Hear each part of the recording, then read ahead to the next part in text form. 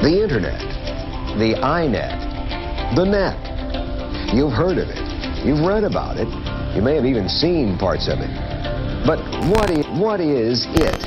Think of the internet as a network of communication networks. Doesn't help enough? You access the internet from a variety of points and through a variety of connections. You're saying to yourself, well, now I understand this internet concept, a little this internet concept a little better, but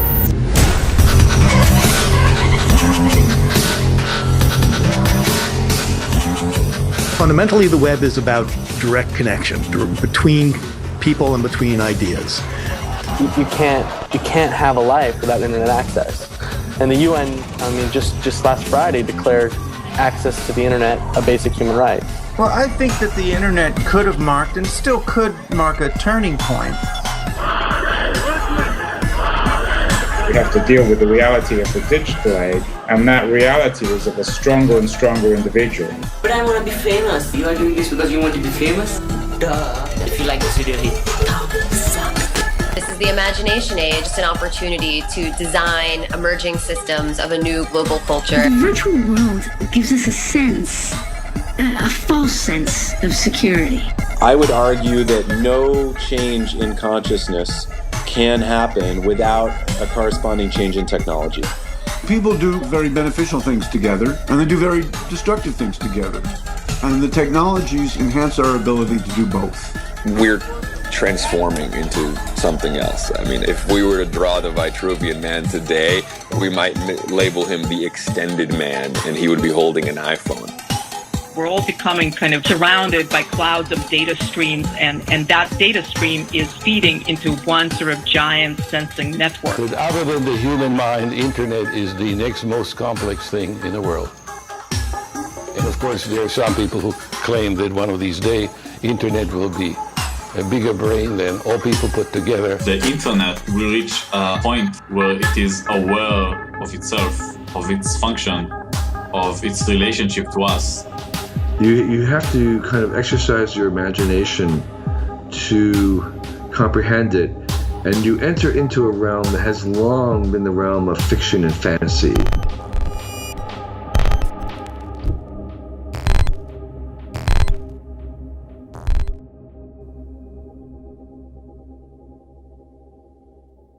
But if we concentrate on man in relation to his control over his environment, no description is more apt than the description of man as a tool-making animal.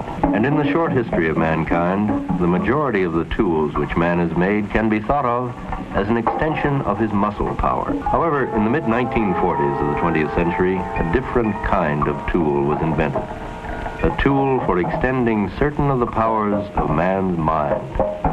This tool is the electronic computer.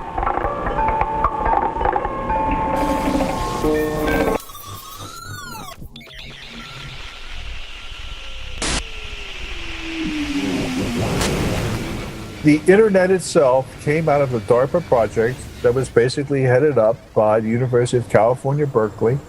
It ran and was developed mostly on Berkeley Unix, and it was free code, freely distributed so that everybody could work on it. It's because of that freedom that the internet, in my estimation, that the internet exists today.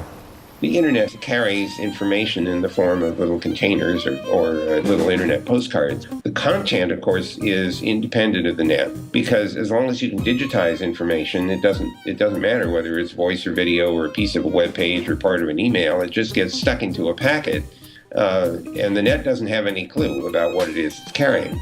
The internet is technically, it's a protocol. It's a set of agreements. And the protocol basically says, this is something of an oversimplification, of course, we will pass your bits along without interfering with them, without deciding which ones go faster or slower. We will simply pass all the bits along that you sent to us, so long as you agree, this other network, all the other networks agree to do the same. The growth of the internet was entirely driven by email, and inventing communication media is really what makes us human. You can go back to our primate ancestors who were undefended, surrounded by predators. They couldn't run very fast, they weren't strong, they didn't have wings, they didn't have claws, but they were able to communicate with each other and they were able to coordinate collective action. The internet is in fact us, the people who use it. So when a message sweeps through the internet, whether it's some funny tweet or something of worldwide significance or something that's very moving, it sweeps through because we are passing the message from one person to another.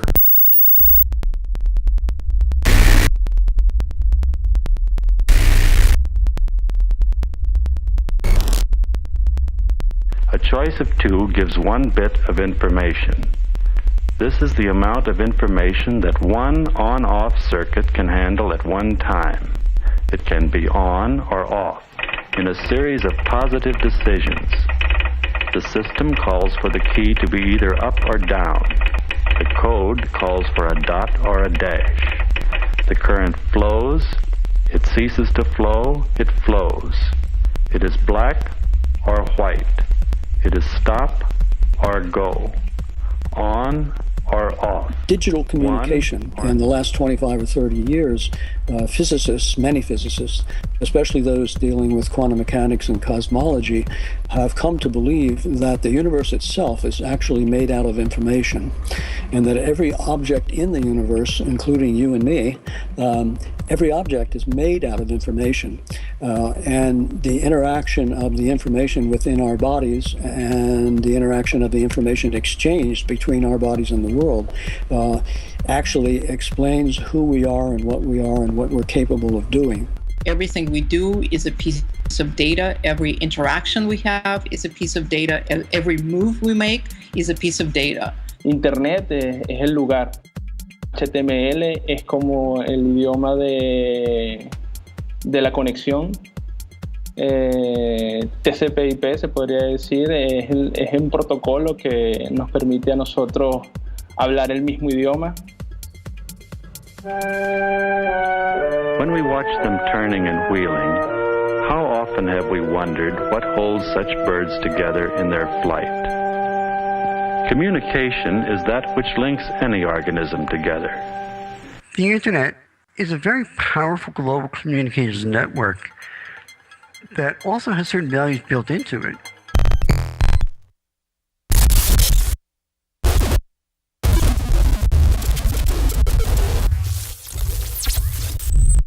It was decided very early on that it would be a decentralized network of computers where no single computer ran the show. The entire system is very distributed, very collaborative. People decide to interconnect. It's a business decision that they make. They're forced to do it.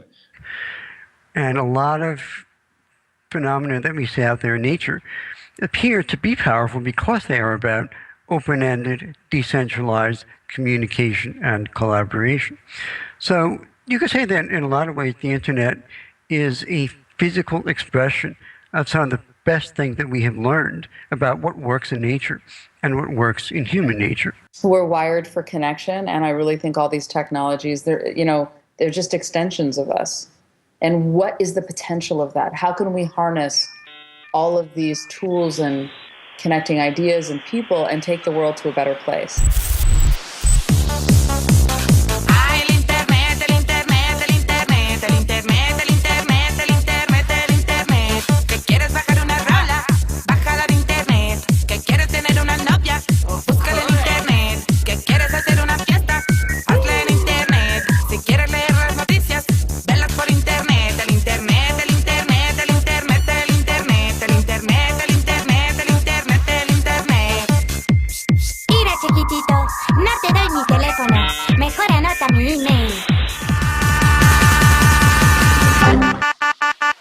For example, that all the uprisings in the Middle East wouldn't have happened without the internet.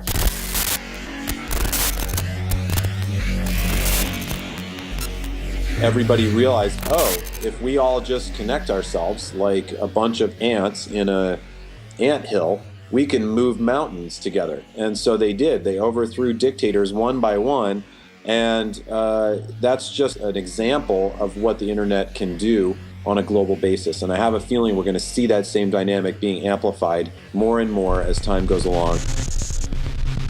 Cairo is a battle zone as tens of thousands of protesters hit the streets, clashing with Egyptian security forces, all demanding an end to President Hosni Mubarak's 30-year reign. The government completely shut down the internet across the country very early on Friday morning in an attempt to stop people from communicating. We are in an information war, and we are losing that war.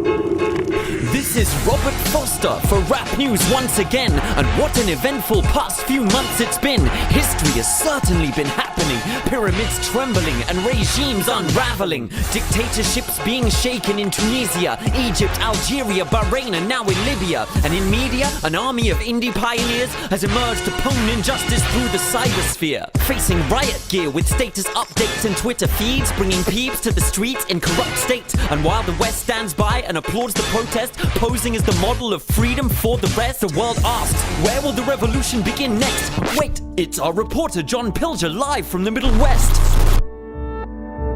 The uprisings in the Middle East, North Africa region, and that sort of brought out a myriad of different responses from governments, from shutting down the internet to sort of really aggressive persecution of bloggers. So there's a lot that's still being settled, and I think all of these sort of fights and all of these sort of debates and these different policies, they're all going to settle out into someplace interesting, and it's going to matter because what we've seen so far, and I think what we're going to continue to see is the real transformative power of the internet, and hopefully we'll continue to see a sense that the internet really empowering individuals and giving individuals more freedom than they had before. Human society changes a lot slower. And so we kind of underestimate the impact of these technologies on kind of a larger scale. We're at the beginning of a large scale transformation in terms of how we organize our economic activities, how we organize our society. I mean, on the one hand, it's great, right? Anybody, if what they say is somehow important or catches on, what they say, whether it's still attached to them or not, can spread through the entire globe. You know, the message of an Arab dissident or a kid somewhere, anything can go everywhere. You see young people playing journalists and videotaping the horrors inflicted by dictators, in Egypt and Tunisia, and they're putting the YouTube videos and then they're being broadcast on, these bigger networks. It's changing us because it's empowering us, but I also think it's scary to the establishment because, they've had a business model that has worked for 50 years and all of a sudden they're starting to feel largely irrelevant, So I think it's frightening to the establishment, for good reason. It's in their nature to want to stay with what has worked, but you can't stop evolution. The genie's out of the bottle.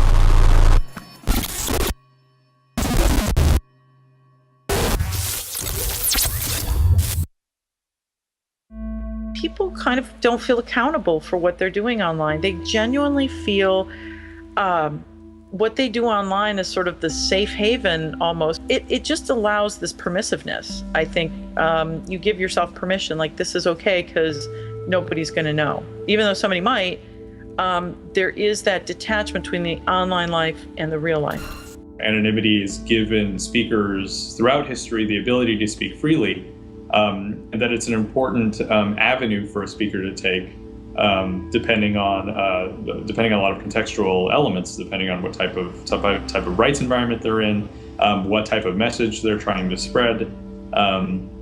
But the marketplace of ideas should function quite openly, and it should be an environment where it's real free speech. And free speech indeed depends on the existence of anonymous speech.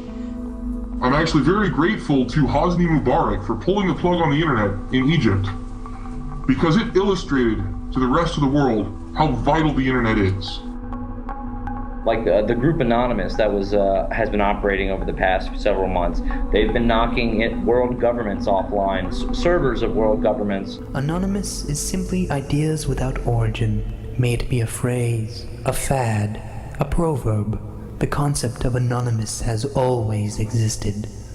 The diversity of anonymous is as vast as the human condition.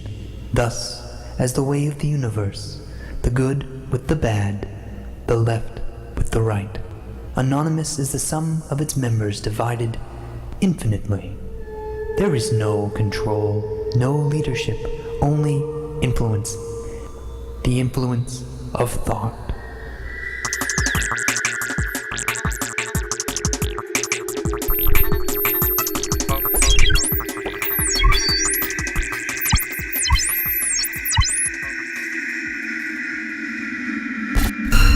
Whatever emerges from network behavior, from social network behavior, and what it kind of teaches us about who we are and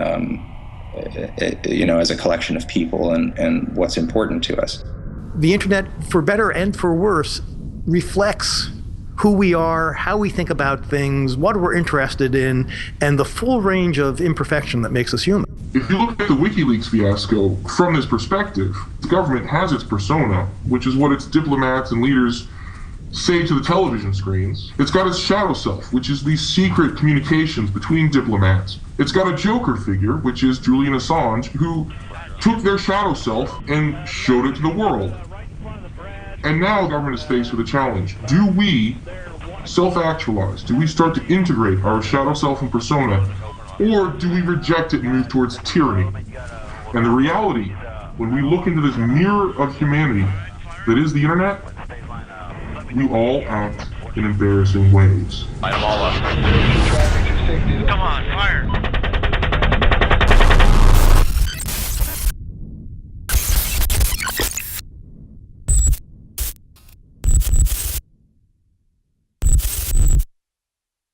Right now, China, the government, can disconnect parts of its internet in the case of war. We need to have that here too. I'm Robert Foster, and I'm pleased to see so many tuning in on the only remaining free frequency, the internet. This one narrow bandwidth, this one legitimate open channel to transmit locally, globally, unrestricted, is currently being threatened with a kill switch. It is the internet's openness and freedom, the ability to speak, innovate, and engage in commerce without having to ask anyone's permission, that has enabled the internet's unparalleled success. This openness is a quality, a generative power, as some have called it, that must be preserved and protected. We are at a very dangerous inflection point now. There are enormous forces that would like to centralize control over the internet. Sometimes for what they perceive as good reasons, sometimes for purely selfish reasons. Greed, let's call it what it is. There are people who are concerned about security who would like to see centralization as well, so they can control and know who's saying what, and that may or may not be a good reason, but it would be the death of the internet as we know it. When you look at the new centers of power, for example, on the internet, when it comes to social networks or new companies, you have increasing monopolies of economic, political, and technological power. Obviously, Google and Facebook and Twitter are very good examples of this. So you can be on the edge and be incredibly powerful. And the ideology of the edge is just a new way of legitimizing a new elite. And that's as true for today's internet elite as it was true for the Bolshevik elite or the French revolutionary elite or the bourgeois elite of 19th century industrial capitalism.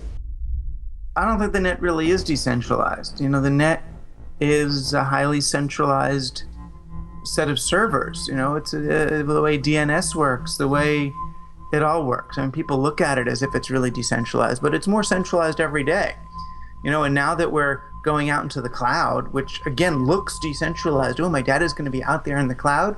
It's actually a way to take your data away from you. It's no longer truly decentralized on your hard drive out wherever you live. Now you're going to re-centralize it and give it to Amazon or L3 or whoever it is that's going to manage the data for you.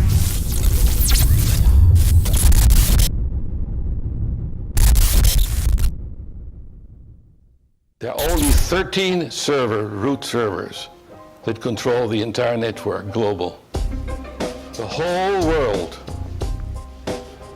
rests on these 13 turtles. When you go to Greek mythology, the globe rested on turtles. So there are 13 turtles that carry the whole world. That is the favorite place where somebody wants to go. Go and kill a root server. So in 1998, when we went to go testify in front of the U.S. Senate Governmental Affairs Committee to talk about the state of computer security, primarily in government, one of the senators asked, could you take down the internet or one of you mentioned that you could take down the internet. Is that true? And Mudge says, yes, in 30 minutes we could take down the internet. And all the flash bulbs started going off, and the camera guys were like run up to our faces and everything. And the media went crazy over this one phrase of, yes, we can take down the internet in 30 minutes. And basically what we were saying is the internet is not secure. It was never designed to be secure. There was all sorts of different things that you could do then, and possibly even now, to cause enough disruption to the network traffic to essentially take a portion of it out. It's more or less a means to an end. It's not an end in itself. It's not, you can say, I was hit by a cyber attack today.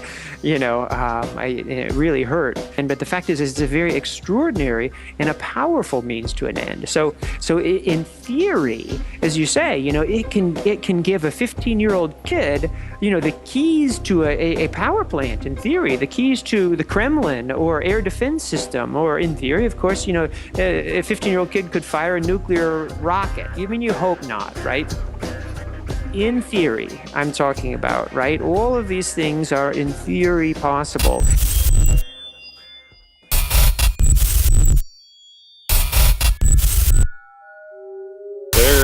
There are big problems in the world. We have a great deal of hunger, and we've got wars here and there. We have people who are, living a high life, and other people have practically no life. And somehow that isn't the way I think Mother Nature planned things. I mean, let's face it, nowadays we still have 2 billion people who don't have a solid roof over their heads and suffer from malnutrition. We have roughly, I think, about 1 billion people who still do not have access to clean water. We have a large number of people who are trying to survive in war zones.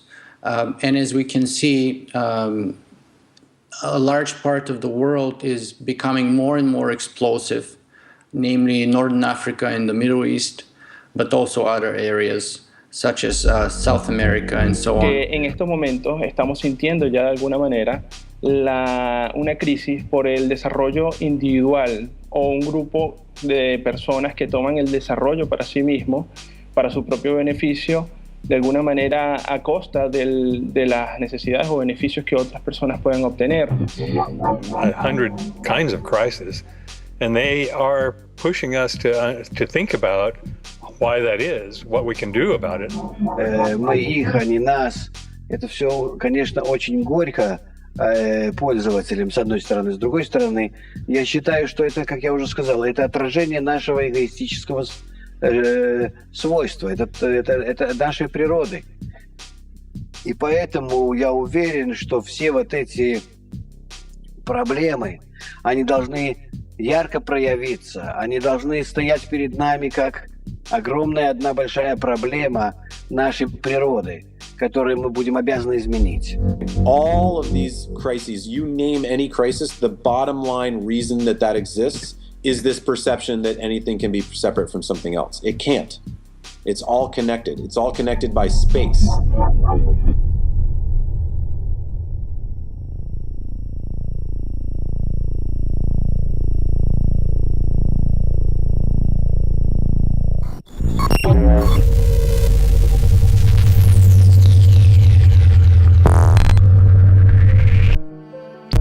A billion people do most of their mind work in a shared, interconnected space called cyberspace. So I think with the internet, we've created this framework. So all these ideas can be bumping up against each other. So I think more innovation is going to happen around some of our biggest problems.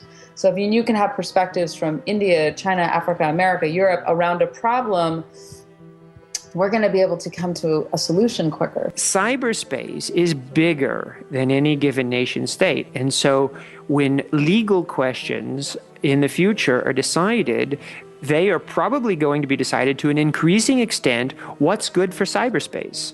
Not what's good for Liechtenstein or what's good for Burkina Faso or the United States, but what's good for cyberspace. And that is an amazing proposition. These borders are really going to become much more of a fiction than they are today. And when the borders become much more of a fiction, then I don't think you're going to see as many problems, like you said, of financial instability in one country spilling over into another country, because there's nothing really to spill over into, because we're all sort of one world.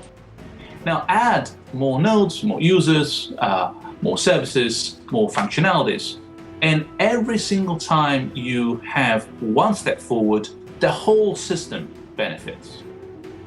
We find this phenomenon of emergent properties in a system all over the place. It is true in economics, it's true in social interactions, it's true in technological development.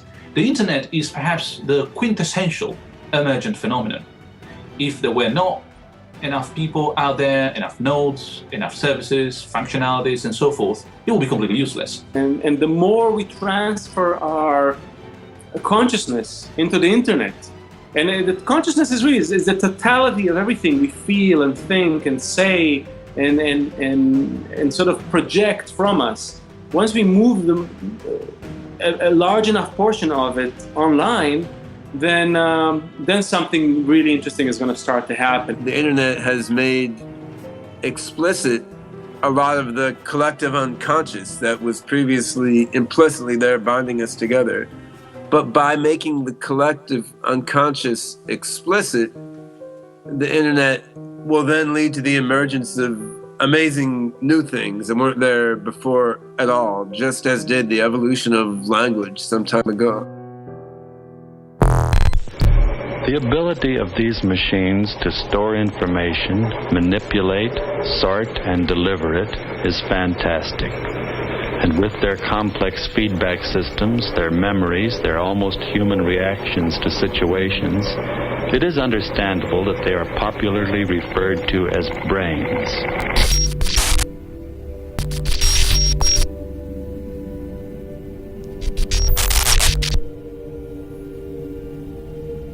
With a point when a system becomes sufficiently refined and complex and subtle at doing what it's doing, complex in the interactions of its parts, that a sort of meta system emerges from it in order to control the underlying system, moves one level up. The layer just below it can then get more and more complex and ramify more and more because it now has something on top of it helping to regulate it. And there's many examples of this in evolution, and I think we see that in human society now.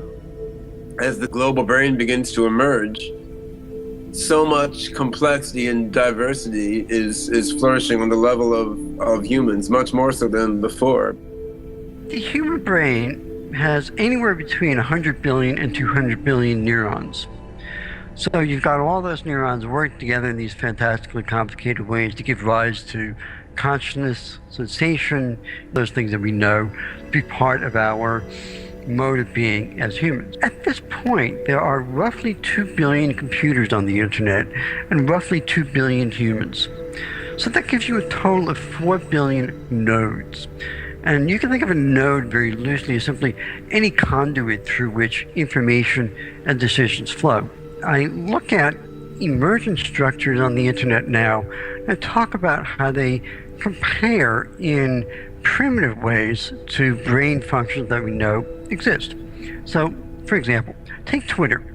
Twitter is a kind of global nervous system that reacts very quickly to new events. So I see Twitter as a kind of nascent amygdala. Now, in the human brain, the amygdala is one of the brain's organs that modulates emotion in the process of cognition. The amygdala is one of those things that says about an event, this is important, this is what you need to pay attention to. So without that feeling, without that sense of urgency, the brain wouldn't know what to focus on. But people don't explicitly conceptualize it that way.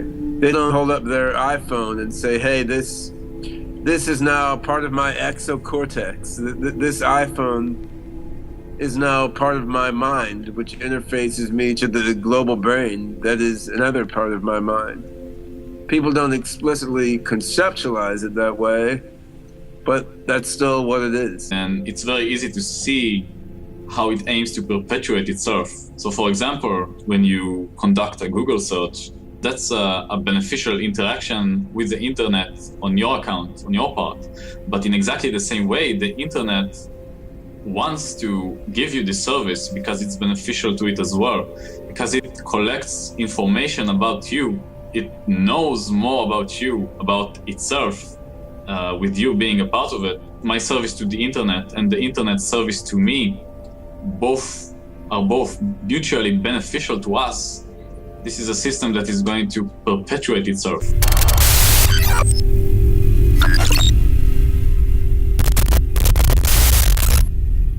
Yes, we are all nodes in something much bigger than us. You know, there is the biosphere, which is the aggregate of all of life, and then above that sits the noosphere, which is the aggregate of all human ideas and human intelligence. And the internet is a manifestation of the noosphere that was coined by Pierre de Chardin. The Global Consciousness Project taps into that possible future being, which is a kind of consciousness for the whole Earth.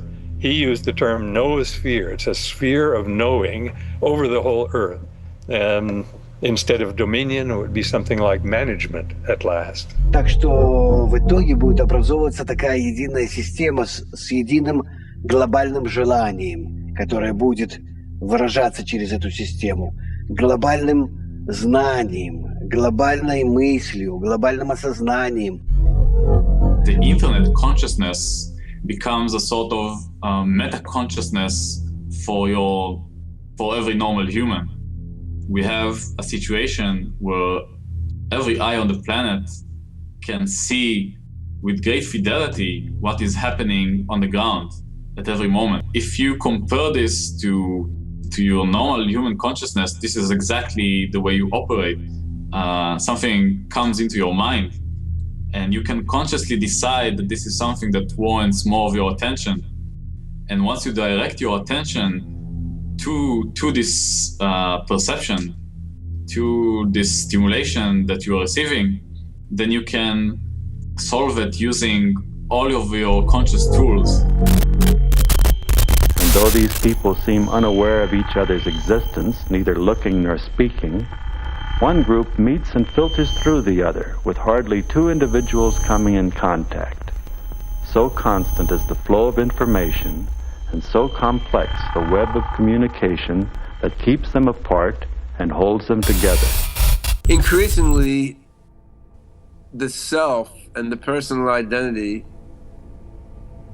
are things under our conscious control. You can sculpt your identity online in ways that you couldn't do before. On the other hand, everyone can see what you're doing. Everyone can watch you sculpt it. The ability to create virtual identities in virtual worlds like Second Life, I think it's symbolic of bigger things to come. I think it's symbolic of the loss of the traditional notion of identity and the replacement of the traditional notion of identity with something more flexible and more interesting.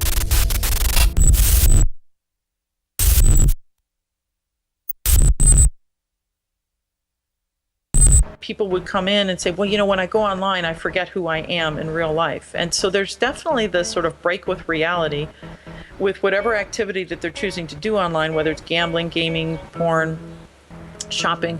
They kind of feel a detachment, a sense of this isn't really me. Virtuality actually frees me from myself. Whether I like it or not, I am constantly thinking about me. You know, how I look, how to dress, how others see me.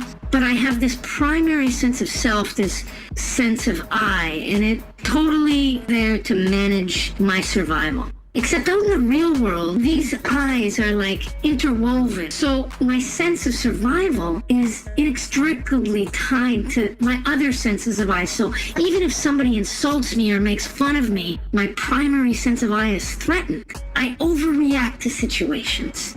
This is where the virtual world actually helps, because I'm well aware that I am behind a screen, that I am taken care of, I am warm, I am safe. And nothing can really threaten that primary sense of I. So now I have all this extra energy to allocate to different forms of connections because I'm not spending so much time and effort defending myself. We are born into a specific time and place with a name, with a socioeconomic bracket, with all these factors that are very much tied to our physical world existence. And until this point in the human evolution, we run the risk of being ostracized from our communities if we reject cultural mores. That is what rebellion is in large part. It's rebellion against cultural mores, against expectation. And what the digital culture enables us to do is to create identities that are both harmonious with those physical world cultures, but at the same time to construct an identity that is more authentic to who we are, to the essence of who we are. Дело в том, что мы всегда, все тысячи лет нашего развития, отождествляли себя с нашим вот этим вот животным телом. А интернет отрывает нас от этого животного тела. Когда неважно, кто я с моим телом, молодой, старый, черный, белый, желтый, красный, неважно кто и как, а я могу выражать себя изнутри себя. Этим я могу быть в этой системе. То есть не мои телесные характеристики, а мои внутренние, психологические характеристики, они переходят в эту систему. То есть мы отрываемся уже от нашего животного тела и позиционируем себя как «а кто я?». Не мое тело, а я человека находится в этой системе. The internet has not only facilitated but highlighted the fundamental importance of internal contact between individuals, while at a certain point, maybe in the past, there has been too much emphasis, too much importance attached to the externalities. Ultimately, human beings are mental animals. We live within our minds, and within our minds, we can share and be in contact with someone else, even if that someone else is a billion light years away from us. It really does not matter. To me, interfacing with the network is less about the feeling of exploring some sort of new territory, but I guess it feels much more like I'm facing internally, like that in some way there's reflections inside of this kind of like mass participatory behavior or social behavior that ultimately kind of like yields clues about what it means to be alive and why we should be here. А часть затем из виртуального мы уже будем переходить к духовному подключению между собой.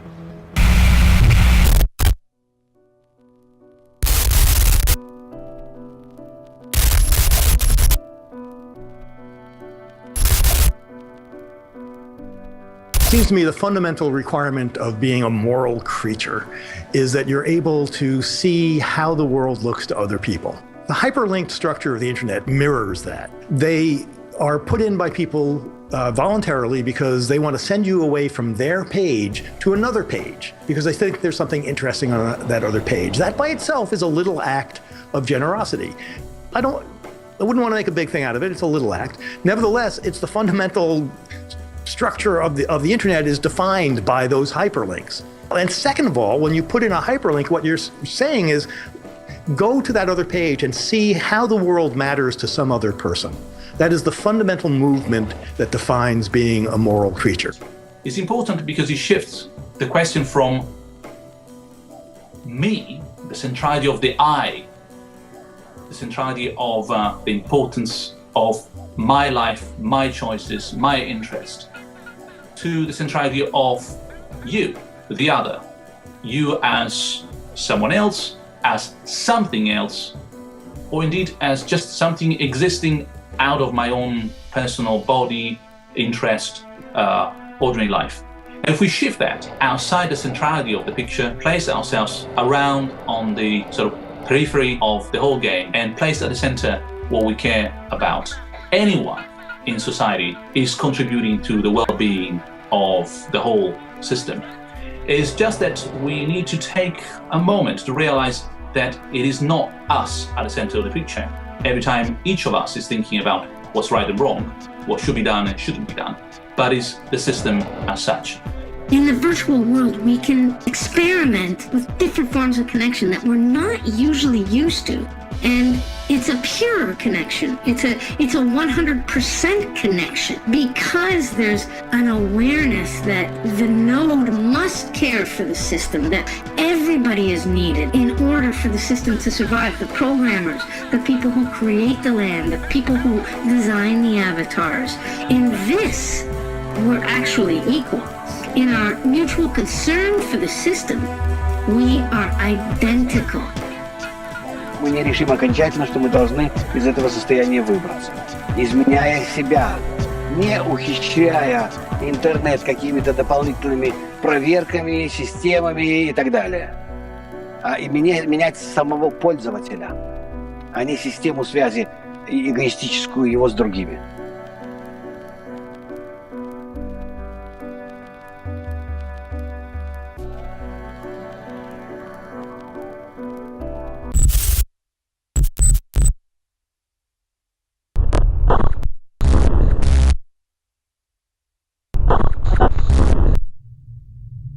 It is an affront to most people's idea of their own autonomy and free will, and they believe that this is Borgian. This is they don't want to feel as if that their autonomy is in any way diminished by a kind of a superorganism idea, and so there's almost like, well, if it is true, I don't want to be part of it. People who grow up with the internet in their veins and in their minds are not going to be so shocked by the various developments to come in subsequent decades, and including those that dissolve the traditional notion of the self and the boundary between the individual and the matrix.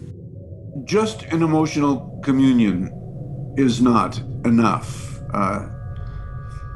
Fascism offers emotional communion. You get people together and they march in order, and they've got great big statues, and they sing songs, and they've got trumpets. People can march off to war and do terrible things with that kind of communion. Unity out of necessity, maybe, out of force, coerced unity, as they try to do in Soviet Russia and communist Russia. Those were all expressions of unity, but they did not stick, specifically because this unity that we talk about has to include consciousness, has to include conscious participation. People cannot just, be pushed to it. They have to initiate it. They have to want it. They have to put it as the goal.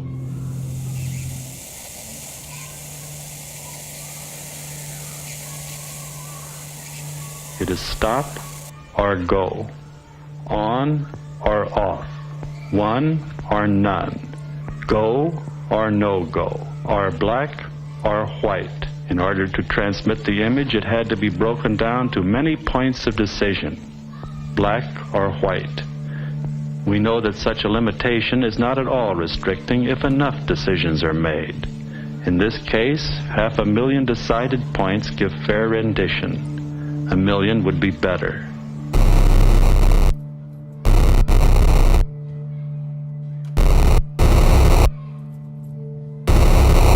The force that is moving us through progress is an ancient force that began at the origins of the universe in the Big Bang, and it's this force of increasing order, self-organization.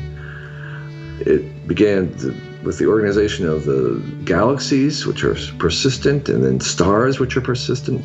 The technology is an extension of that. So technology is the extension of the same life forces, increasing the degrees of freedom, increasing the evolvability of the system, increasing complexity. And we are alive at that moment when we are kind of almost like this superorganism is organizing itself. And it's being born. We're kind of at the birth of this superorganism of connecting all the people to all the people on Earth, and all the things that we make.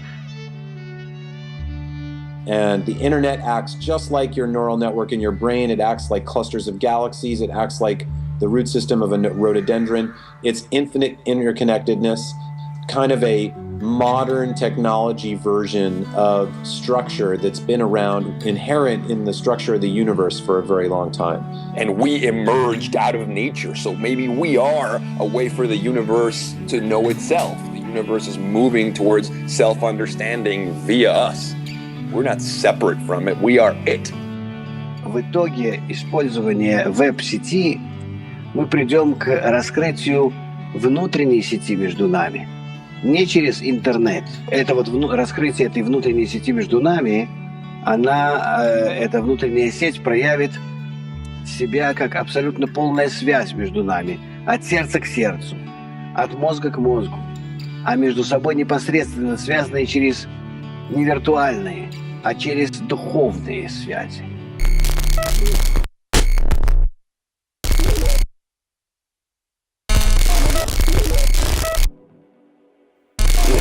And I think it's becoming more and more the neighborhood of planet Earth. And when I do something that is affecting people around me, I have a newfound awareness about it that I couldn't really have before. If people can see choices between brighter futures and darker futures, then they'll choose the brighter futures. It's humans. We're the ones who are programming it. We're the ones developing the tools. We're the ones setting things up. It's just human nature being transposed into a digital world. The internet is a model of what we human beings ultimately should and probably will be able to accomplish directly, organically, and will ultimately produce a great place to be, a world that is actually a world of creativity, peaceful interaction, love, and maybe even a bit of ice cream once in a while. Then you can see that care and respect are placing the human agent around in the circle, in a sort of collaborative enterprise. And at the center is placed the alternative entity. If we can connect consciously, we will create something much, much greater than us. But only if our reason for connecting, our intention, is not for ourselves. Because you can't have 7 billion agendas in one system and have it be equal in any sense of the word. But what we can all agree on is the concern for the system. This choice to do something not for myself but for other, this attribute of giving, this is the center of a decentralized system. And that way we will all be aware and we will share equally in the sensation that we are creating, we are revealing something by our free choice and by our effort. It means that we actually get to shape how it is, rather than deny that it's happening, saying, yeah, it's happening, but let us form the character in a way that brings out the maximum good. Eventually, intelligence itself might become matter independent. And at that point, when we transcend matter, it would almost be like, it's not that God created the universe, but rather that the universe led to the emergence of something where the metaphor of God might apply.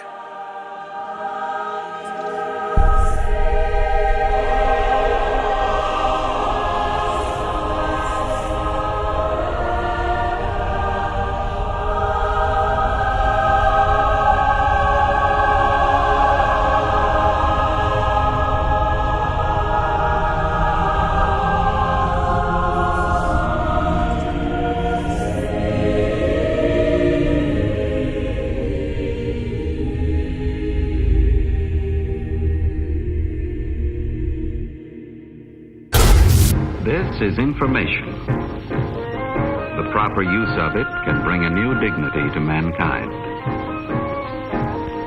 Properly related, it can maintain a balance between man's needs and his resources. The computer, as with any tool, the concept and direction must come from the man. The task that is set and the data that is given must be man's decision and his responsibility. The Internet, providing an essential gateway to the information age of the 21st century. The world of information is yours for the taking.